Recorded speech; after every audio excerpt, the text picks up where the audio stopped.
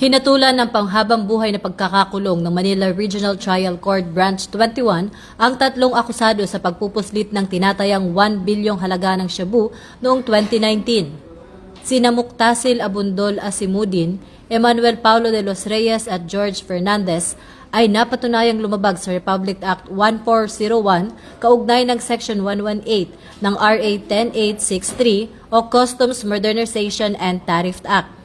Pinagbabayad din ang bawat isa ng 15 milyong multa ayon sa korte.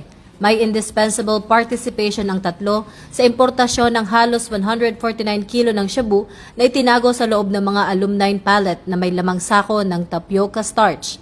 Nakitaan din ng korte ang tatlong akusado ng panluloko sa dokumento at deklarasyon ng kargamento.